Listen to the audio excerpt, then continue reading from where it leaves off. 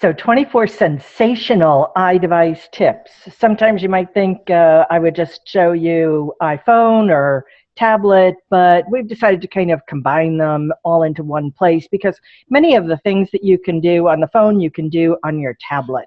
So let's get started on that. Let's talk first about some productivity things. So one of the first things that I want to talk about is how do you quickly turn off your sound? You know, there you are in church or the theater or wherever it is that you need to be quiet.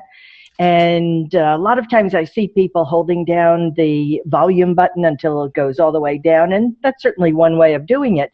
But all you have to do is swipe up from the bottom of your device, and you're going to see a whole bunch of quick settings, including turning on and off your Wi-Fi, turning your sound, going into airplane mode. This is the way you do it when you're sitting there on the plane and they give you that last 2-minute warning that you need to turn off your device, or at least put it into airplane mode. Often these days when you go into airplane mode, you'll want to leave your Wi-Fi on or turn it back on because airplane mode turns that off. But when you tap on your Wi-Fi, you'll put that back on, because I know many of the planes these days allow you to use in your Wi-Fi while you're flying. Okay, that was one tip. Another tip is I see how cluttered people's screens are. Oh my gosh, they have so many apps, and apps are great.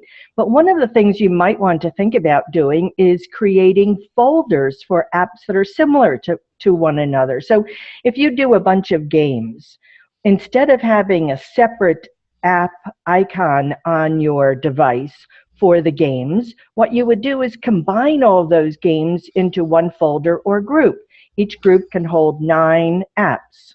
And the way that you do that is, as you know, or perhaps know, to move one of your apps, you hold your finger down on the app until it starts wiggling around.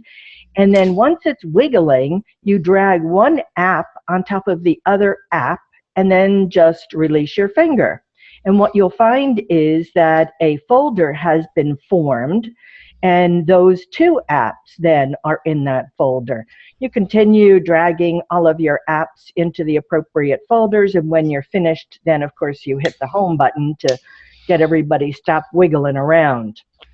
So all of a sudden, you've got considerably fewer apps on your screen. It's a much more efficient place to go. In order to access these apps, of course, you would just tap on one of these folders. Up would come the window that shows you all of the individual apps in there, and then you just tap on the one that you want to launch. So really is a little bit easier than trying to search for your very popular items. Certainly, you might want to think about putting all of your camera things together, your camera and pictures and so forth. Okay, so this is just showing you a group of apps in their folders. Okay, the docking. You know, across the bottom of your screen, whether it's your tablet or your phone, you only have a limited number of places for apps.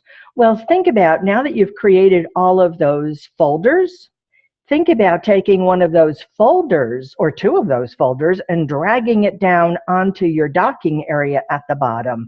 If you have to make some room to get something off there, just again hold your finger down on any one of the items on the dock and flick it off the screen or move it back onto the screen, and it will create a spot for you where you can now drag one of your newly created folders, and ta-da, you've increased the number of items that you can have on your docking station.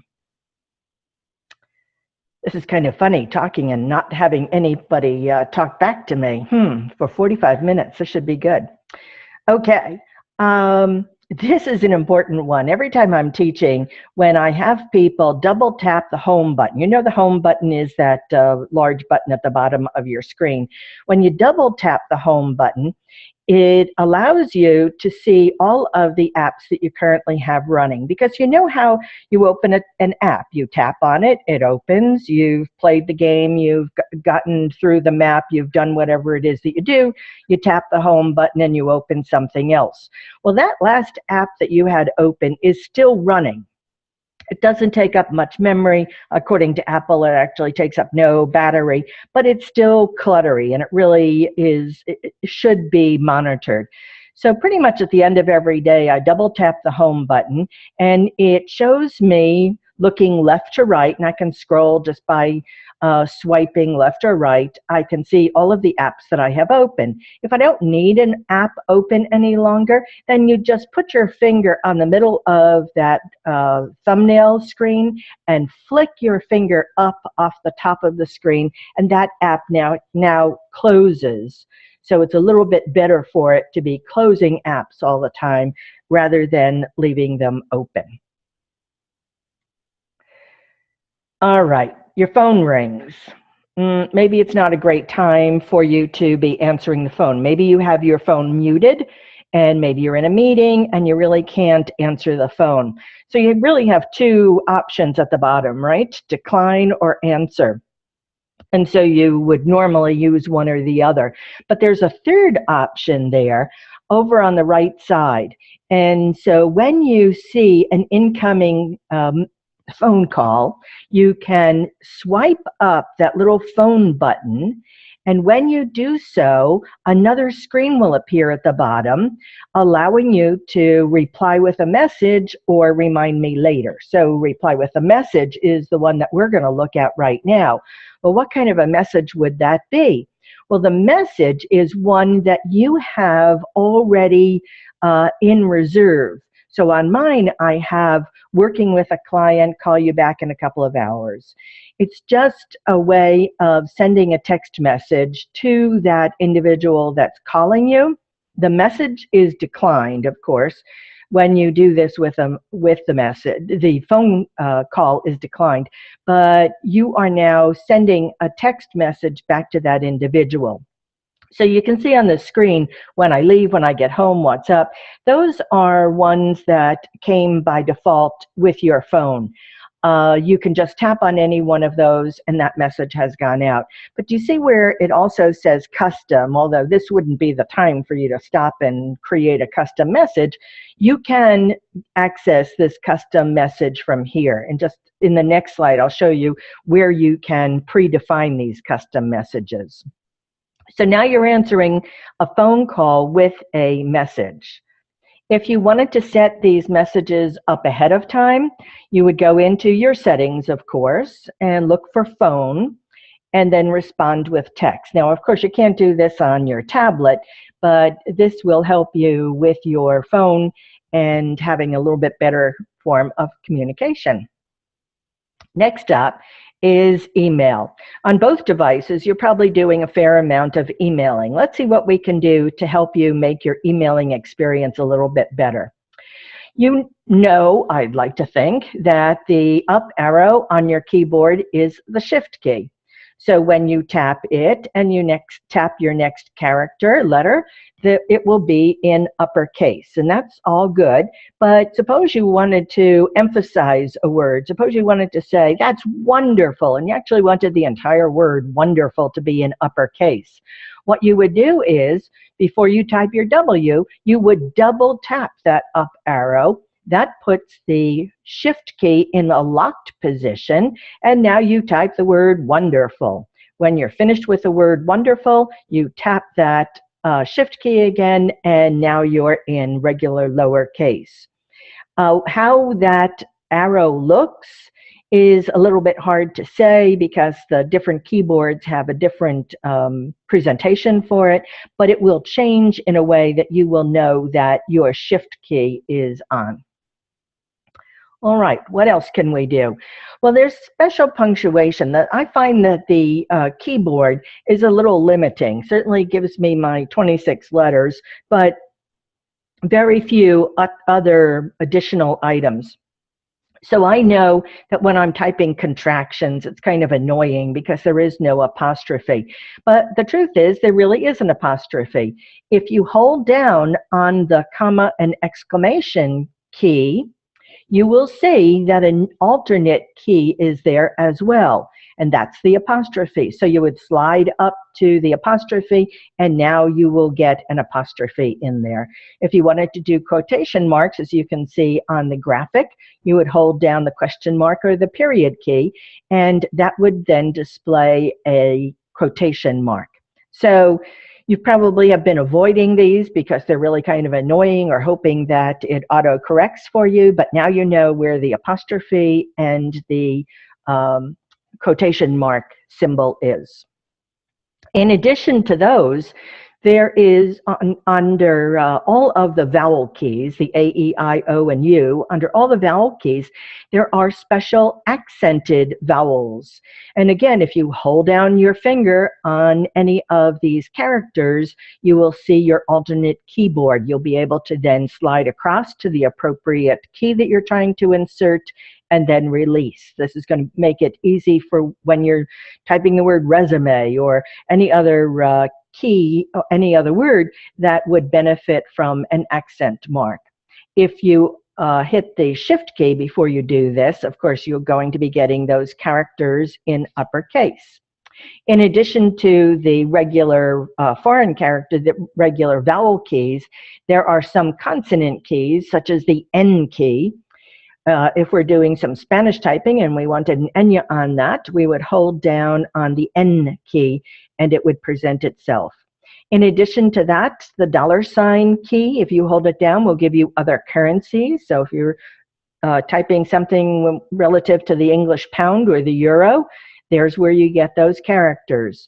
And some of the number keys on some of the keyboards, I have to emphasize both of those, will display fractions if you hold down your finger on the keys.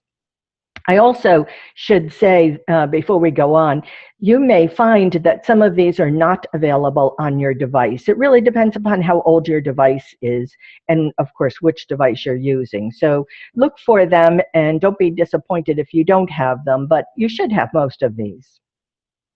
Emojis.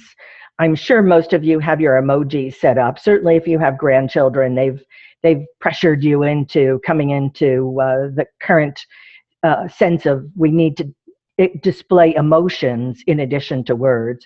So if you decide that you'd like to insert some emojis in your communications, what I'd like you to do is go to Settings in General and Keyboard and Add New Keyboard. This keyboard is actually installed already by Apple. It's installed in the sense that it's available, but it actually is not always installed on the keyboard itself. So you have to go in here, add new keyboard, choose the emoji keyboard, and that will now be available to you on any keyboard. You'll find it on the keyboard by looking for the globe. Sometimes it also has a smiley face, but more universally, more universally, it looks like a globe. Every time you send out an email, whether it's from your iPhone or your iPad, it has a signature automatically. It says, send from my iPhone. And if you don't mind that, then that's all good. But I don't really feel like advertising to everyone what kind of a phone I have. So I went in and changed my signature. Also, if you have a business, you really need to think about your signature as being your business card. So one of the things that I have on mine is my name and then Computer Coach. It's a reminder every time I send out an email to whomever I'm sending it out to that I am a computer coach. You need coaching, you call me. So if you wanted to edit the signature, just go again into your settings, mail, contacts and calendars, and signature. As you can see, some people have come up with some clever examples. A friend of mine always typed on keys way too small because he's got big clunky fingers and makes a lot of typos. So that's to apologize right up front. Send from a treehouse built for cats by cats. I'm telling you, I found this on the internet, so it must be true that somebody actually puts that on there. Telepathically transmitted from my space cloud hovering above Xanar. I don't even know what that means, but I thought it looked kind of interesting, so I included it in here. Just make your signature your own. Maybe it's just as simple as your name, that you don't have to sign your name at the end of everything. Just a thought. Okay, text shortcuts. When you're writing either an email or a text message or a note in the notepad, you can have pre-programmed certain characters that when you type those characters, they change to something longer. So in this example, in these programs, you would type IDK, and that would change to I don't know, or TTYL for talk to you later, or OTL for on the links if you're a golfer, or whatever it is that you do for relaxation. You might want to create a shortcut so that when you're texting somebody, you can give them a quick text answer. You also might think about using something like the AA, the @ signs, for your email account. So the way that you do this is that you go into your settings in general and keyboard. We've been there before. But now we would choose Add New Shortcut. Once you chose Add New Shortcut, another window comes up, allowing you to put in a phrase and a shortcut. Now, I always find this to be a little confusing because I think it should be reversed. I think they should give you the opportunity to type the shortcut first and then the phrase that will be inserted, but they don't always listen to my emails clearly. So the shortcut is what you're willing to type in the message or the email. And then the phrase is what is going to be replaced by it. So this actually is kind of a long shortcut. I think something shorter and more memorable. Don't make it too difficult. Don't use upper and lowercase characters for the shortcut, but you can, in the phrase, use upper or lowercase characters if you'd like. All right, moving on. Saving a message as a draft. This is an email message that we're still talking about. So you'd started a message and maybe you were called away, maybe you ran out of time. Oh, you're going to lose that whole message. Well, not so much. When you tap cancel while you're composing the email message, it will say, oh, do you want to save draft? Or it may just say the word save. And you'll indicate, yes, you want to save it. So that then gets saved in your drafts folder. And you can access your drafts folder in a couple of ways. One of the easiest ways, I'm sure that you know about going up to the mailboxes at the top and tapping on that and scrolling over and finding the drafts folder. But the easiest way is just hold down the compose icon. The compose icon you see where the arrow, the red arrow is pointing at the bottom, that's the compose icon. And if you hold your finger down on it, another window will appear with all of your drafts. You'll be able to slide over to the appropriate draft and tap on it and continue editing it. So look at that. That's a real easy way to find your drafts, much easier than checking into your various mailboxes. All right, if you wanted to delete multiple messages, so you're doing triage on your email, and I certainly recommend doing that. Go through and first just delete all of the emails that you think you're not going to be interested in. So you would tap edit. You go into your inbox, of course, and you would tap edit. And once you tap edit, you'll be in a mode where you'll be able to tap all of the emails individually, and then you'll be able to tap delete. So this is what it looks like once you tap on edit. You get little circles to the left of each of your emails. You'll be able to click, click, click on them and then delete them all in one fell swoop. Look at this poor person, has 157 unread emails in their inbox. I hope that's not you. You should have a goal of about 25 emails in your inbox, because the reality is that anything that's further down than that, you probably won't get to it and forget about it, and it hasn't been taken care of. So that's a goal that I always like to tell my clients. Let's try and keep you lean and mean on your inbox. Using dictation. This one is fun. But a woman came up to me recently after I made this presentation, and she said, I went in here and I can't turn my microphone on. And I looked at her phone, and it was a sad old phone and didn't have a microphone on it. So there's no way she was going to turn this on. But if you have a microphone available, you want to make sure that Siri is turned on just by going into settings in general in Siri. And what you'll find is that once you turn that on, you will now have a microphone on all of your keyboards. So whether you're texting somebody, you don't actually have to text by tapping your characters. You can text by talking into the microphone. If you want to send an email, again, same thing. So once it's turned on, you'll see that on your keyboard, you have a microphone, and you'll be able to tap that microphone and start dictating. Once you're finished, you'll tap on either done or pause. Having said that, here's a couple of tips that you need to know. One is I really recommend that you don't look at the screen while you're talking. And the reason for that is it's really so funny to watch people when they're doing it, especially when they're kind of new at this. When you're a little bit more experienced, you can probably look at the screen. But people expect that as they're saying a word, the word is instantly appearing on the screen. And that's really not the way it works. It's taking a phrase into consideration and then putting the phrase in all at once. So if I were to start dictating and I said, today is a beautiful day in Florida, if I looked at my screen, I probably for a moment wouldn't see anything, and then suddenly I'd see that entire phrase go into the screen. So sometimes people say, today is a beautiful day in Florida. Wait, why isn't it typing the keys? Why are the words not appearing? Okay, well, suddenly you got a lot of words that you didn't intend to have in there. So don't look at the screen when you're beginning doing it. Maybe you can do that a little bit later.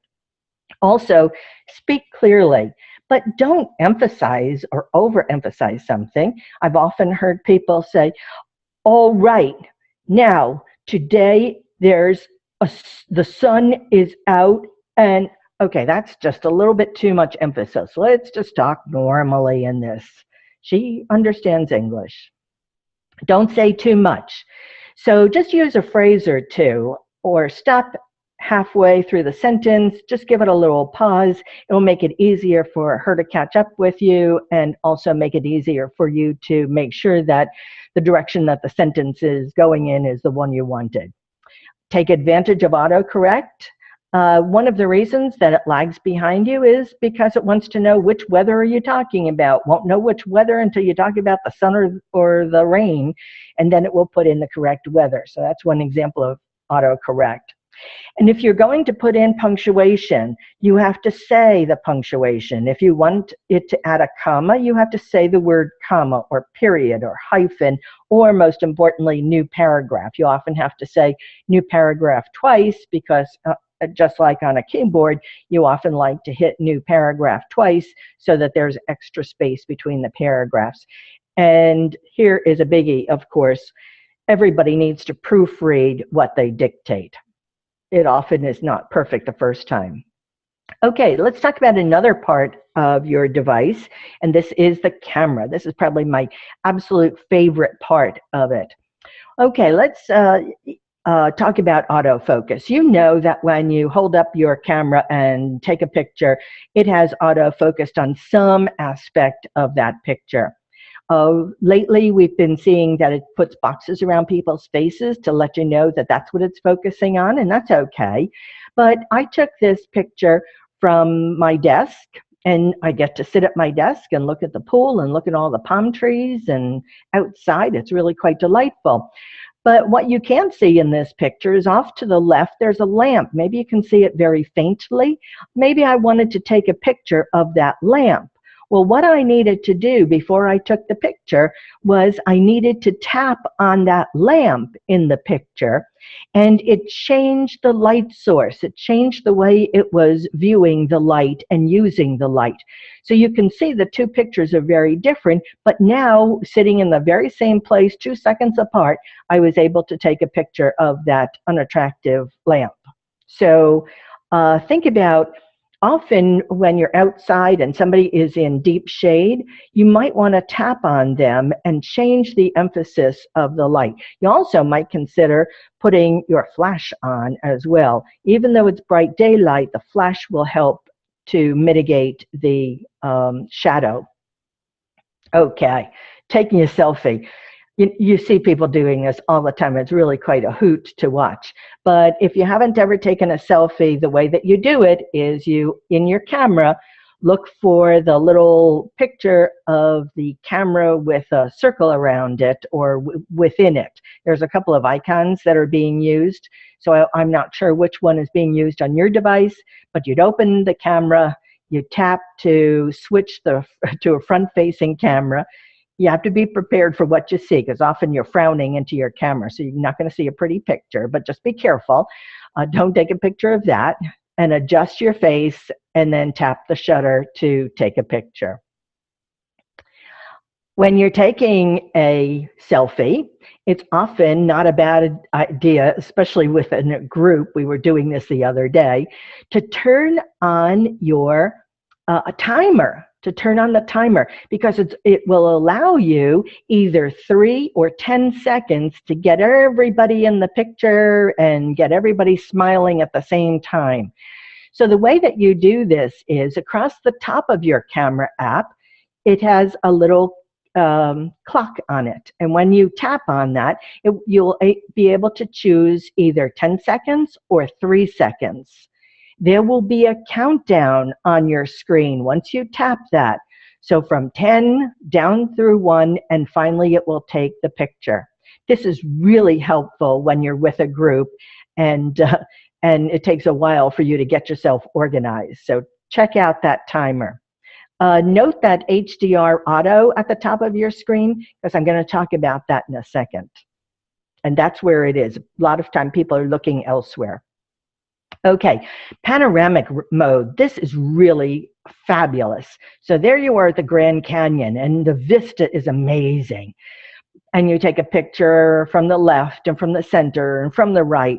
But what you really want is the pano mode.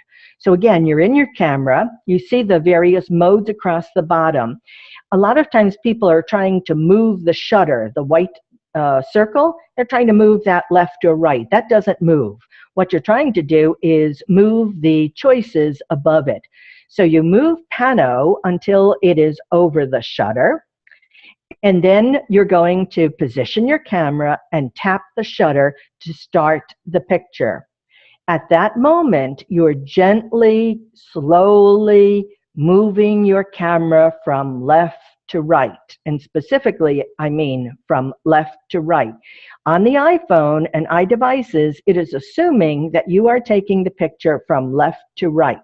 So you start with your camera already positioned on the left side of what you're going to be taking. You hit the shutter to get started on that, and now you're slowly moving to the right. When you're finished, you tap the shutter again, and it will assemble all those pictures that it took while it was rotating into one fabulous picture. Now, you want to be careful that you can only go so many degrees before you're going to start having distortion. But you should be able to get a good segment of the Grand Canyon or the mountains or whatever it is that you're trying to take a picture of. You should be able to get a good section in that. Now, as I said, it is assumed that the picture is going from left to right. If you felt that you wanted to take it from right to left, then you just tap the arrow, the right-facing arrow that's on the left side of your screen. You tap that, and it zooms over to the right side. And now when you move your camera, you'll need to move your camera from the right to the left.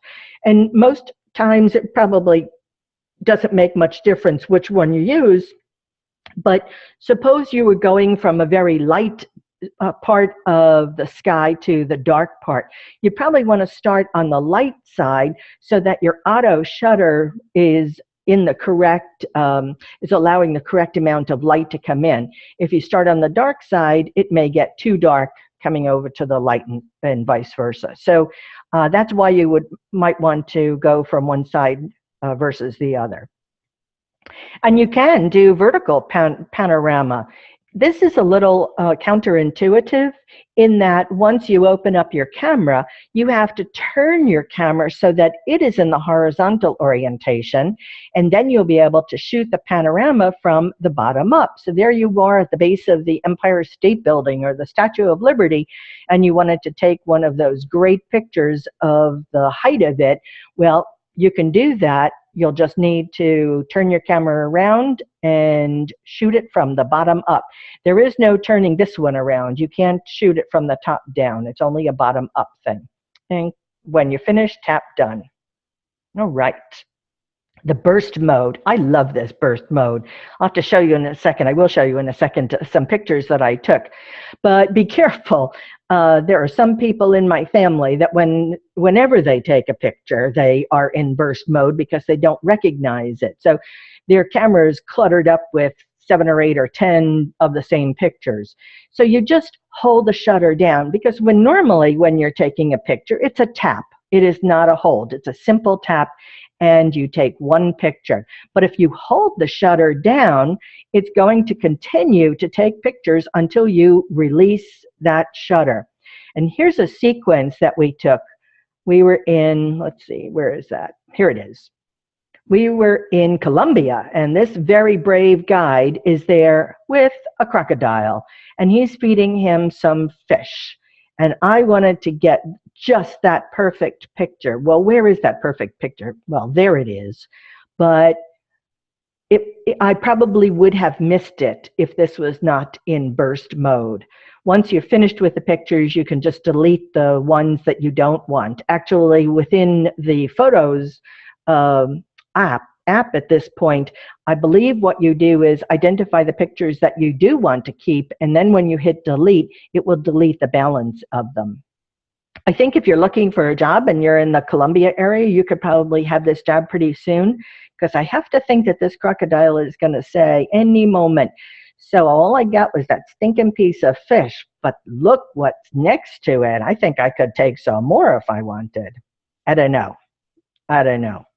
Remember I mentioned that HDR setting at the top of your camera? If you have that available, this is what it does. It actually takes 2 pictures and averages them out.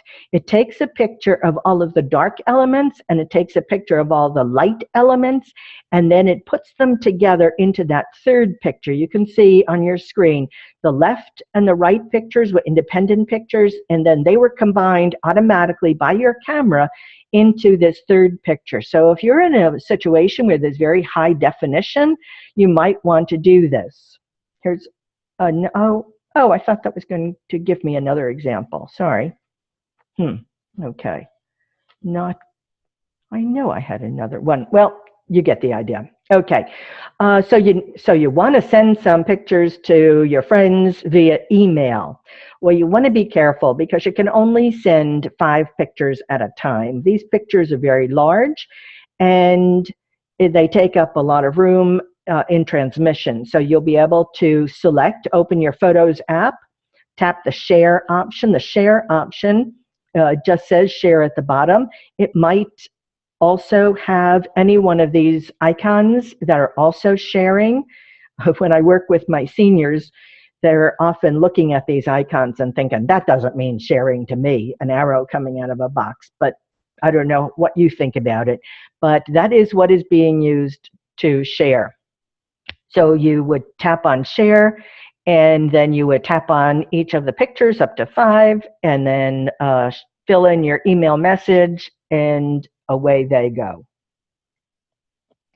Notes. I thought this was a good one to talk about because I take notes all the time. I find that the old method of saying, oh, that's such a great thing, I'll remember that, doesn't work for me anymore. I barely remember having the conversation, let alone what was it that I was supposed to remember.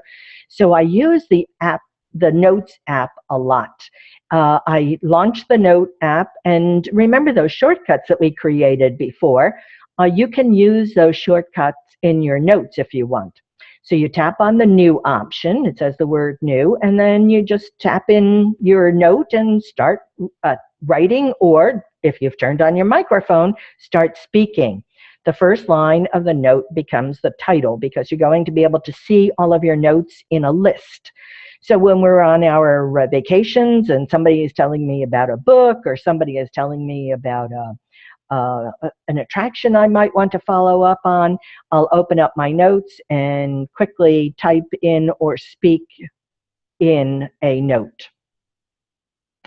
To edit a note, you'll again launch your Notes app. And when you launch your Notes app, it's going to show you all of your notes. Again, remember, you're looking for the first line of information that you typed in. So you'll be able to tap anywhere on the note that you want to edit and tap anywhere within the note, and the keyboard comes up and you're updating or changing. Deleting a note, real easy to delete a note. Again, open your Notes app, open the note you want to delete, and once you're looking at the note, you'll be able to see that there is a delete within there. Okay, so talking about some apps, because what good is your device without some apps? Well, here's some apps that not everybody knows about, but are very popular. First one is SkyView Free. This free is the good word on here. This is a really cool app. It allows you to go out in the middle of the night or when it's dark, which should be happening earlier as of tonight, right? We're all changing our clocks unless you live in Arizona. We're going to be changing our clocks, so it'll be easier for you to use this. What you do is go out at night, you point it at the night sky, open up your app, or vice versa, open up your app and point it at the sky, and it's going to show you all the constellations, and you'll be able to figure out which ones are which. It has lines that are drawn from constellation, within the constellation, because I don't know about you, but I used to look at the sky, I can see the Big Dipper. Okay, I can see the Little Dipper and the North Star, but beyond that, I never figured out where these things were. So this is a really cool thing, especially if you have kids. They're intrigued by it. Duolingo. Going on a vacation, want to speak a little Spanish or French or German? Download the free Duolingo program, and this is a very painless way for you to learn a new language. I believe it's free. And you'll be able to work through the various languages and phrases, and you'll be a pro in no time. Our son had a pair living with them for a year, and she was brushing up on her English by using this. Google Translate. This is really fabulous if you travel, or if you're perhaps you're at a Chinese restaurant and you wanted to communicate something in Chinese to them. Well, you speak in English, you say translate it to Chinese, and it will translate it for you. It even, as this picture implies, it even will take some a note that you have written in there of characters that you have seen and will translate it. Now, of course, if you're traveling, you want to be careful using this because it does, in fact, use your data when you're traveling. So be a little cautious about that. XE currency, if you're a shopper, this is perfect. Again, it is using your data, so be careful. But if you wanted to find out, you're in the store, and I'm always trying to figure out, what is that in US dollars? And of course, things are changing all the time. So you can say what the current currency is and what that number is, and it will convert it for you to another currency. Love it. This one is my husband's favorite. He comes out of all kinds of shows and says, they moved the whole parking lot around. I have no idea where my car is. So Find My Car is brilliant. You come out of you park your car, you hit park car, park here, and you go about your business. When you come out, you say, Find My Car, and it gives you step-by-step directions on where your car is. This is a cool one. If you're concerned about your heart and measuring it, you can measure it from your device. what you do is put your finger on the camera, and somehow it translates that into a heart rate. Pretty amazing. And now that you know your heart rate, if you think you need a little medical assistance, how about a little WebMD? This is kind of a fun app that you put in your symptoms, and it tells you what your problem is. It's better than some of your local health providers, or better than talking to your spouse about it, because they'll just say, yeah, it's nothing, don't worry about it. So, what do you think? 24 sensational iDevice tips? I think we have at least 24 in here. Do we have any questions? Oh, look at that. I have 2 more minutes to go. Are there any questions? Yes, we do have one. We actually have a couple. Do you know what iOS was installed on the devices shown? Oh, a whole variety of them. It wasn't from one device. Okay, which iOS do you use on your phone? Well, that's not a very good question to ask, because I actually use an Android phone. Oh, okay. So you would what were you using to take the pictures with? Yeah, I would borrow a device from my family members and take it. And I really don't know which iOS it was using. Okay, then the other question is, what app is the star search one? Oh, I had the name of it, SkyView. SkyView free. Okay. Okay, that's what I wanted to know. Yeah, that is the name of it, SkyView free. Okay. And there are a couple of others out there. You know, for each of these, there's probably 20 competitors. But I just wanted to let you know that you could use something like that it was available. Okay. Thank you very much. As I said, okay. Okay, the question, do the junk mail folders in the mail app actually train your email program to filter spam? Do they train it? Are you saying that if you identify something as spam, does that train the email? Because it does, if that was what the question is.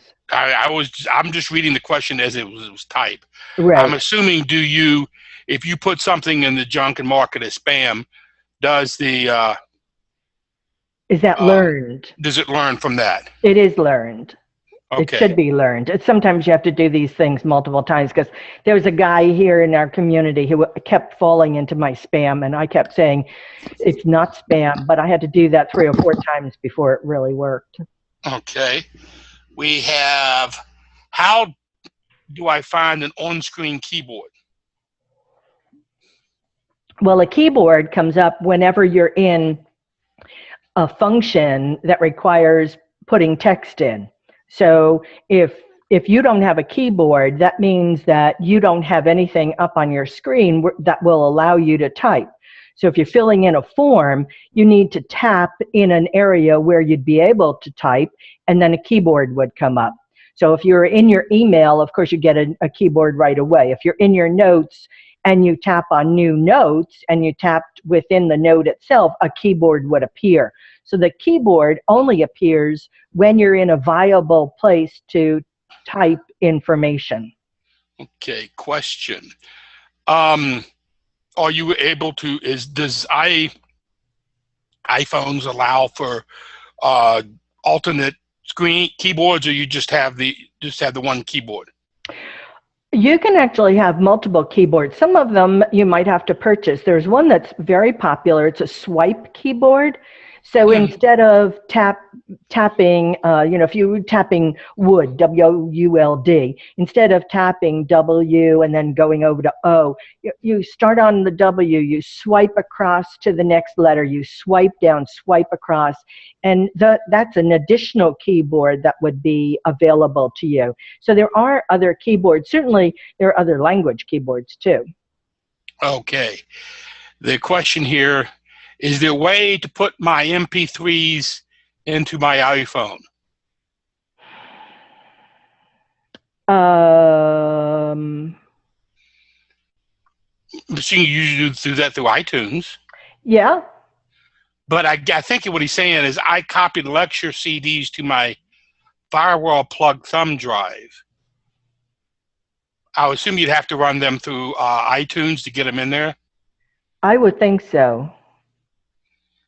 I can't say that I've ever done it, so it would be a Google search for me to find out how you would do that. Okay. He says his iPhone does not show the MP3, smartphone does. I don't know that much about the iPhone to answer that, Greg. Right. What did he say? The iPhone? He says the iPhone does not show the MP3s, smartphone does. Right. You know, sometimes when you hook up external devices to your iPhone, you have to look carefully because it is asking how it should handle those external items. So when I hook an iPhone up to a computer, it normally is not recognized until I go back to the iPhone and say, this is okay, this is a computer. I want you to be there as if you were a drive. So it might be something as simple as that. Okay.